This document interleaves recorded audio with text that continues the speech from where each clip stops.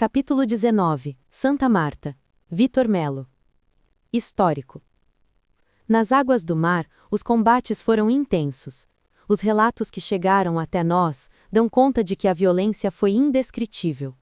Em 1560, 1565 e 1567, portugueses e temiminós, vindos de Salvador, São Paulo e Espírito Santo, enfrentaram franceses e tamoios, a fim de retomar o controle da Baía de Guanabara, uma decisão considerada estratégica pela coroa lusitana. Na segunda expedição, foi fundada a cidade de São Sebastião do Rio de Janeiro, em um terreno entre os morros Pão de Açúcar e Cara de Cão. De imediato, Estácio de Sá distribuiu sesmarias, entre as quais terras nas redondezas do sítio de fundação, que tinham como principal atração a enseada chamada de Lelac pelos franceses, concedidas a Antônio Francisco Velho. Ainda no final do século, a propriedade foi vendida a um personagem que já andava há anos pelo Brasil e participou ativamente dos conflitos da Baía de Guanabara. João Pereira de Souza, alcunhado Botafogo, nome que denominou a enseada, a praia e o futuro bairro. Algumas décadas depois, as terras de Botafogo foram vendidas. Um dos novos proprietários foi o padre Clemente Martins de Matos, nascido no Rio de Janeiro, filho de uma das famílias pioneiras da cidade, Álvaro de Matos e Marta Filgueira. Na segunda metade do século XVII, o religioso tornou-se dono de uma extensão que ia da enseada até a Lagoa Rodrigo de Freitas, abrindo um caminho que atravessava sua posse, denominado em homenagem ao santo que leva seu nome, São Clemente. Sua mãe foi reverenciada em uma das elevações que integravam sua propriedade, Morro de Dona Marta. No decorrer do século XIX, a antiga propriedade do padre Clemente foi progressivamente loteada.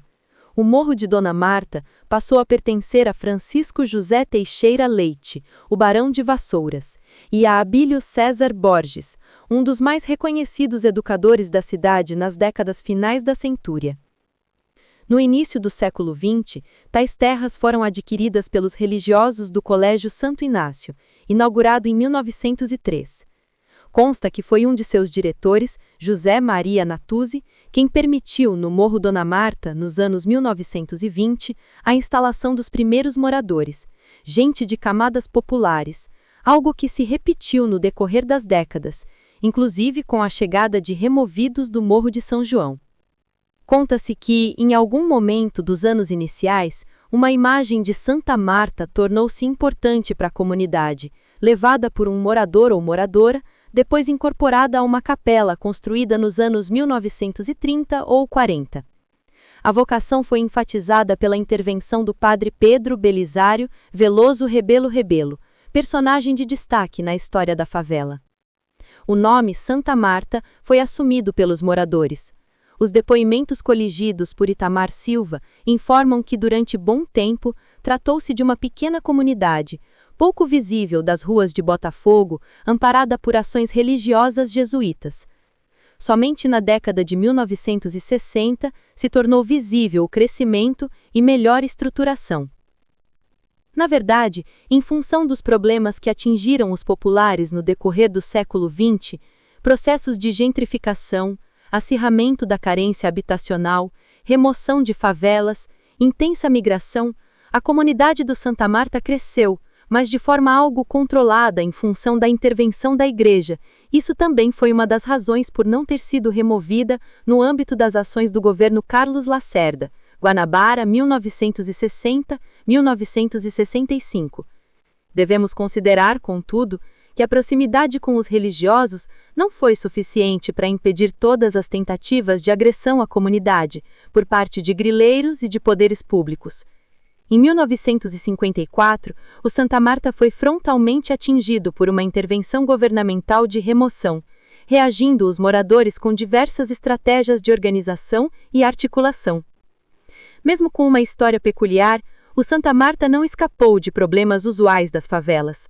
Somente nos anos 80 melhoraram suas condições infraestruturais. Ainda havia muitos barracos de madeira e estuque, aos poucos substituídos por casas de alvenaria. Na transição dos anos 70 a 80, intensificou-se a relação do Colégio Santo Inácio com a comunidade. A instituição apoiou a construção de creches e ambulatório. Até os dias de hoje, atua em projetos comunitários a Associação de Ex-Alunos, https://www.asirj.org, que sempre foi um importante agente no Santa Marta. Apoia a Escola Padre Agostinho Castejon, que leva o nome de uma das lideranças religiosas que atuou na favela. Nos anos 90, começaram a se tornar mais aparentes os problemas de violência, bem como ampliou-se sua projeção na cidade, no Brasil e mesmo no mundo, graças à gravação do clipe They Don't Care About Us, de Michael Jackson, dirigido por Spike Lee. Um dos desdobramentos foi o Santa Marta ser inserido nos roteiros turísticos, uma ocorrência que, de um lado, foi apreendida pelos moradores como forma de geração de renda, de outro, pela maior veiculação de visões estereotipadas sobre a favela. Quando se tornou mais conhecida, na segunda metade da década de 1980, tornou-se evidente o desacordo e a indignação dos moradores com o fato da favela voltar a ser chamada de Dona Marta. A seu ver, Santa Marta expressava o seu protagonismo na definição dos rumos da comunidade. A questão foi parcialmente resolvida pelo prefeito César Maia, em 2007, que determinou que a elevação fosse denominada Dona Marta e a favela de Santa Marta. Ainda assim, persistem polêmicas quanto ao uso. Organização comunitária. Gente. As estratégias de organização dos moradores do Santa Marta, em vários sentidos, tiveram relação com a intervenção de religiosos da Igreja Católica, destacando-se alguns nomes que já tinham experiência de atuação em favelas, no sentido de contribuir para a garantia da observância dos direitos dos moradores. Entre outros, podemos citar Belisário Veloso, Hélio Simas, ambos mantendo relação com Dom Helder Câmara, e Agostinho Casteron. Há que se destacar também a importante atuação das Irmãs da Pequena Obra de Nossa Senhora Auxiliadora, Ponça. Um exemplo da relação com a atuação dos religiosos foi, no início da década de 1940, a organização de um círculo operário no Santa Marta, núcleo que participou ativamente da criação da Federação dos Círculos Operários. Representantes do Santa Marta, em 1954, estiveram envolvidos com a fundação e atuação da União dos Trabalhadores Favelados. No mesmo ano, se destacaram na defesa da comunidade contra as remoções. Por meio de manifestações públicas e articulações políticas, conseguiram reduzir os impactos dessas intervenções. Na ocasião, chegou a ser reconhecido nos jornais o grau de mobilização dos moradores do Santa Marta, não só no que se refere à participação em atos públicos, como também no que tange à resolução de problemas comunitários, especialmente os infraestruturais, por meio de mutirões. De fato, um dos desdobramentos da atuação da União dos Trabalhadores Favelados foi conseguir alguns benefícios para as comunidades. A articulação com as lideranças religiosas também esteve clara na fundação, em 1965, da Associação de Moradores do Morro Santa Marta, tendo o Cabo Ferreira como primeiro presidente. De 1965 a 1971, com dois outros líderes, João da Silva e Prócolo Túlio, sozinha de 1971 a 1979. Um dos presidentes de destaque, já nos anos 1980, foi Itamar Silva, um dos mais reconhecidos líderes comunitários do Santa Marta, cuja atuação começou com a criação do Grupo ECO. Ações dos envolvidos com o Grupo ECO pretendiam instituir novos parâmetros de ação comunitária. Os contatos com líderes religiosos de antiga militância na comunidade promoveram uma conexão com universitários e escolares de fora do Santa Marta, delineando um perfil de articulação notável até os dias atuais. Vale ainda citar que o Santa Marta foi um importante espaço de atuação da Pastoral das Favelas, criada no cenário de redemocratização do país, dinamizada por setores da Igreja Católica ligados à teologia da libertação. foi um importante agente articulador de lideranças que pretendiam contribuir para o delineamento de novas formas de intervenção junto às comunidades de baixa renda. Uma iniciativa mais recente, que também parte da articulação de grupos religiosos, é o projeto UB, cujo intuito é promover o desenvolvimento comunitário por meio de apoio a empreendedores. No momento, incentiva iniciativas nos setores de artesanato, beleza, comida, esporte, fotografia, joias, roupas e serviços.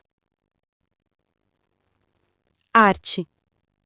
A comunidade do Santa Marta tem uma longa tradição de envolvimento com atividades culturais. O depoimento de Itamar Silva permite-nos acessar algo dessas importantes experiências. O samba ocupa um espaço importante na história da favela. O líder comunitário lembra do conjunto de pagode Diamante Negro, que fez sucesso para além da comunidade, apresentando-se inclusive em rádios e televisões.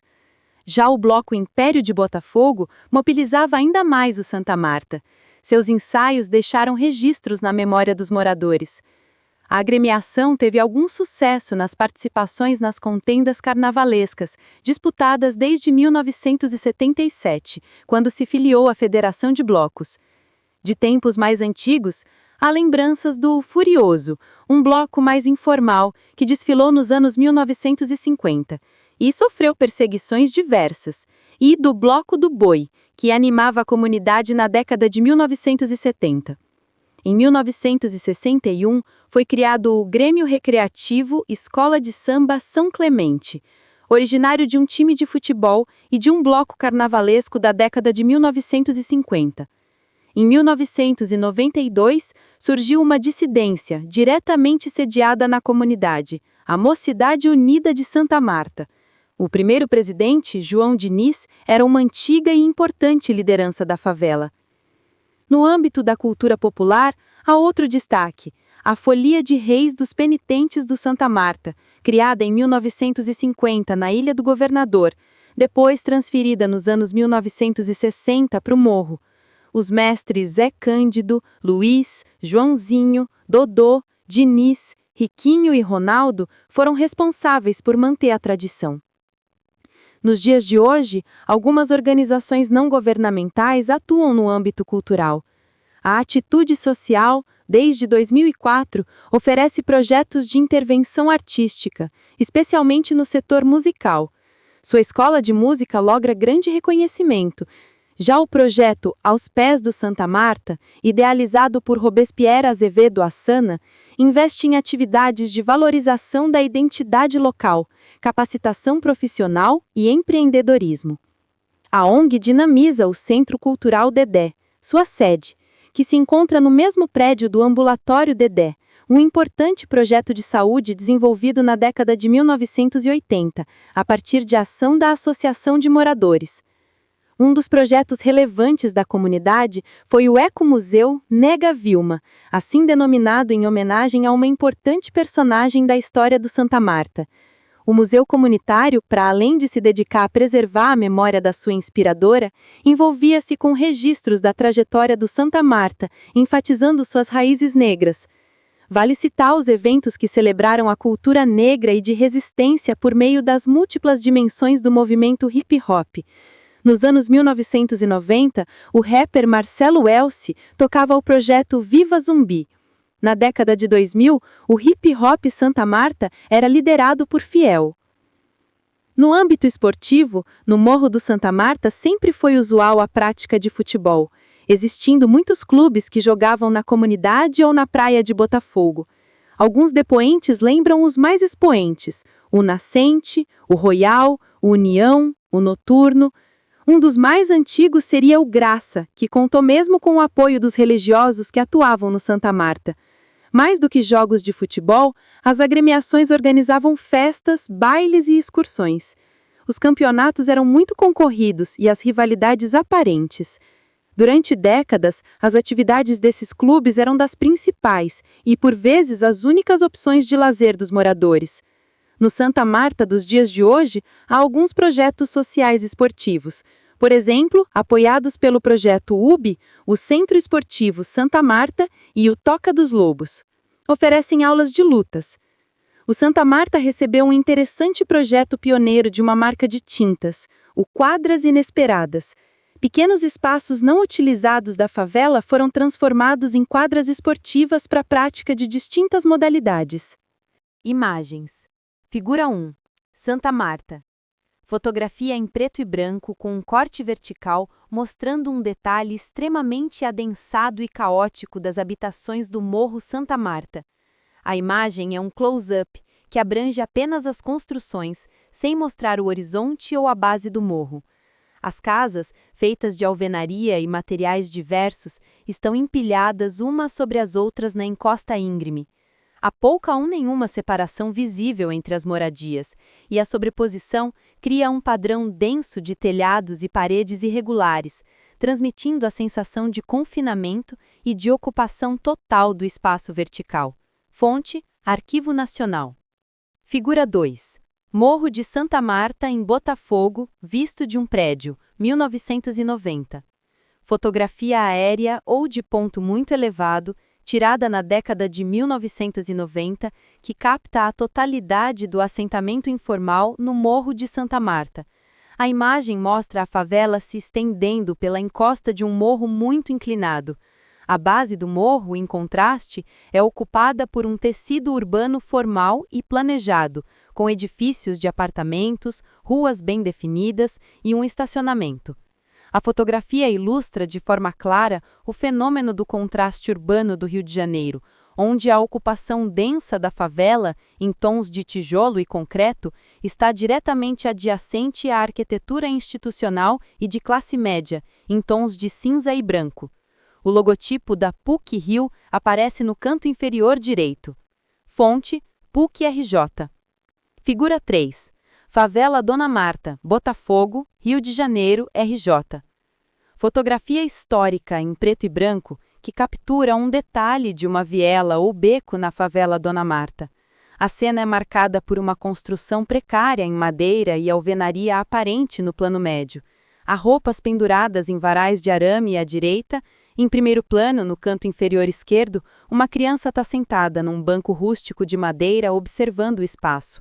A iluminação clara e os galhos de uma árvore no canto superior esquerdo adicionam um elemento de vida ao cenário, enquanto a arquitetura rústica e improvisada das casas mostra as condições de moradia. Fonte: Evandro Teixeira. Figura 4.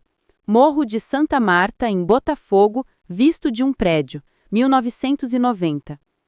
Fotografia colorida que foca na parte média da encosta do Morro Santa Marta. A imagem é notável pela grande quantidade de antenas parabólicas de grandes dimensões instaladas nos telhados das casas, que são predominantemente de tijolo aparente. A ocupação é densa e o terreno é íngreme. O primeiro plano é dominado por essa paisagem de habitações e antenas. Ao fundo, a vegetação tropical do morro é densa, e à direita é possível ver o skyline da cidade com edifícios mais altos, criando um contraste sutil entre a infraestrutura de comunicação abundante e a condição de moradia popular. Fonte: PUC-RJ. SD.